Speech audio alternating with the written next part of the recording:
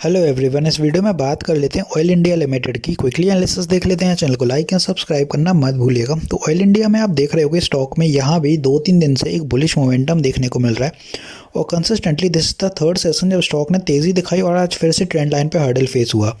अभी ये क्यों हुआ पहले ये समझते हैं और स्टॉक में मोमेंटम क्यों बनता है ये भी देखते हैं। यहाँ पे आप देखें पहले तो स्टॉक चैनल में चलते हुए नजर आ रहा है। ये कुछ फॉर्मेशन है, ऊपर रिटर्न्स बुक होते हैं, नीचे एक्यूमुलेट होता है स्टॉक, फिर ऊपर चढ़ता है तो रिटर्न्स बुक होते हैं। बट इस बार आप देखें नीचे पूरा नहीं आ पाया, हाफ वे से एक टर्न अबाउट आ गया है और ऊपर की दिशा फिर से पकड़ ली स्टॉक ने। यहाँ पे आप देखें तो जो हर्डल देखने को मिला है आज वो अपन को एग्जैक्ट मिला है 639 पे। इसके ऊपर नहीं जा पाया स्टॉक क्योंकि यहाँ पे सेलर सबसे ज़्यादा देखने को मिले और साथ ही साथ ट्रेंड लाइन का हर्डल होने की वजह से सेलर ज़्यादा थे तो स्टॉक ने क्लोजिंग दिखाई वो 624। तो 624 जो हैगा वो 624.90 मतलब साइकोलॉजिकल लेवल एज इन 625 के आसपास क्लोजिंग करा दिए। और यहाँ पे आप देखेंगे तो स्टॉक ने सपोर्ट लिया इस वाली कैंडल का। तो बाय टुमारो अगर स्टॉक अपना ऊपर की दिशा में चलता है तो ऊपर की दिशा में पहला टारगेट यही रहेगा अपना 639 के अराउंड। फिर अगर ये सस्टेन कर लेता है तो यहाँ पे होने वाला है कल स्टॉक में ब्रेकआउट, और अगर ये ब्रेकआउट सस्टेन कर जाता है तो ऊपर की दिशा में जो अपना बड़ा टारगेट हैगा फिर वो रहेगा 650 because it's a psychological level as well. और 650 सस्टेन कर लेने के बाद अपना जो टारगेट रहेगा फिर 660 रहेगा और 10-10 पॉइंट से आप बढ़त बनाते जाइए और ऐसे ऐसे करके अपना टारगेट जाएगा 675 तक। अब ऊपर की इस दिशा तक पहुंचने के लिए आप देखें तो स्टॉक में अगर कल मूव रहता है 2.5% का तो अपन को ब्रेकआउट लेवल दिख जाएगा।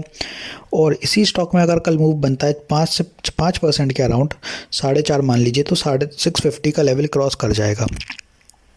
और कल भी अगर चल जाता है जैसा आज चला स्टॉक तो अपना स्टॉक कल 660 लेवल कल दिखा सकता है। तो इसीलिए मैंने 660 का लेवल रखा और सस्टेन कर जाता है तो ऊपर की दिशा पकड़ेगा ही पकड़ेगा।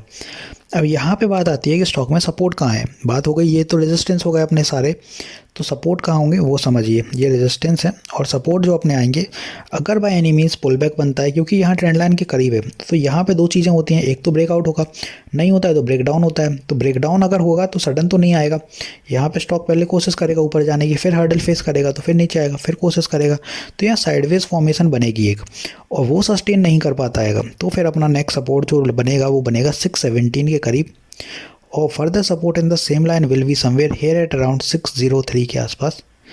और ये कुछ अपने नीचे की दिशा में फिर सपोर्ट बनना शुरू होंगे। तो ये कुछ अपने लेवल है नीचे के लिए जो कि इतने नीचे तो नहीं जाएगा स्टॉक, बट अगर रिटेस्टिंग दिखाता है यहाँ से तो 620 617 तक दिखा सकता है। इसके बाद फिर से बुलिश होने की कोशिश करेगा ऊपर की दिशा में। तो ऐसे कुछ चलने वाला है ऑयल इंडिया अपना कल के दिन। अब यहाँ पे देखें 3-4 दिन पहले एक न्यूज़ भी आई थी, यहाँ पे था oil India boards to consider second interim dividend for fiscal 2024। तो यहाँ पे इंटरिम डिविडेंड की डिस्कशन होनी थी जो कि सेकंड डिविडेंड का। अब उसमें अभी पता नहीं कितना आना है, अभी एज इट इज़ वो डिस्क्लोज़ नहीं किया गया है, बट वो न्यूज़ जैसे ही आएगी तो फिर से आप देखेंगे एक अपमूव फिर से देखने को मिलेगा ऑयल इंडिया में।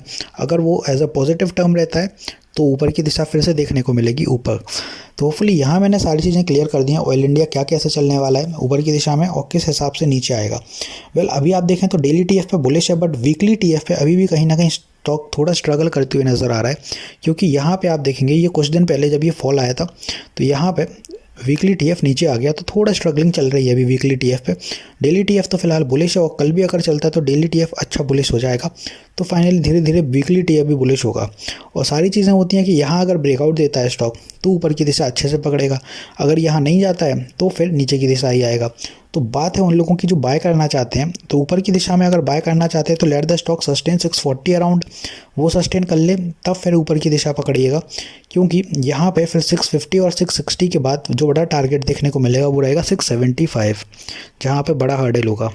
तो ऊपर की दिशा फिर ऐसे जाएगी। तो वीडियो यहीं तक रखते हैं, मिलते हैं नेक्स्ट वीडियो में। This is me Shubham Yadav signing off.